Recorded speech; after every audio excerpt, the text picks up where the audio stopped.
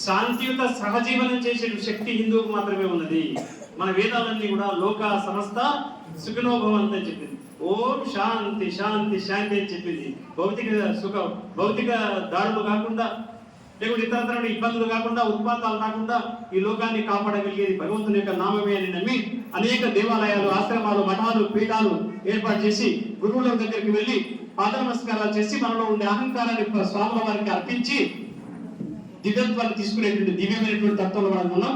మన భూమి దివ్యభూమి, వేదభూమి, కర్మభూమి, అజాభం, ఆర్యావర్తం, హిందూ దేశం, హిందుస్థానం అని పిలువబడేటువంటి పుణ్య దేశంలో మనం అందరం పుట్టాం.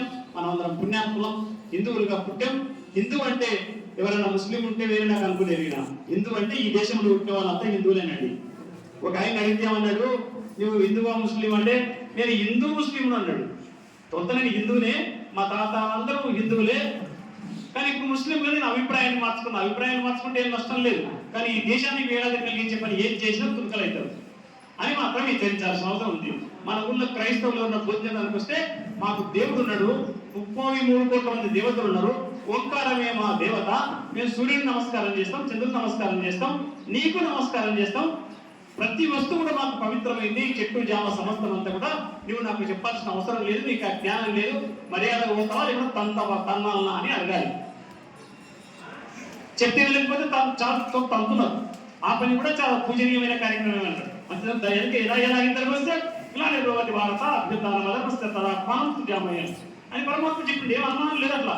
మనకు వ్యతిరేకంగా ఎవరు ప్రవర్తించినా వారి సంగతి చూసుకోవాల్సిందే.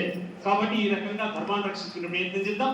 స్వామిలో వారు చెప్పిన సనాతన ధర్మం యొక్క రక్షణ అందరిపైన ఉంది. ఇటువంటి ఆశ్రమాలు, దేవాలయాలను కాపాడుకొని ఈ శాస్త్రాలను చక్కగా అధ్యయనం చేసి సాధు సత్పురుషుల పట్ల కూడా సరైనటువంటి భావం కలిగి, సమభావం కలిగి జీవిద్దామని కోరుకుంటూ చివరిలో పెద్ద మనుషులు విష్ణుమూర్తి గారు 2 మాటలు వారేదో చెప్తా అంటున్నారు.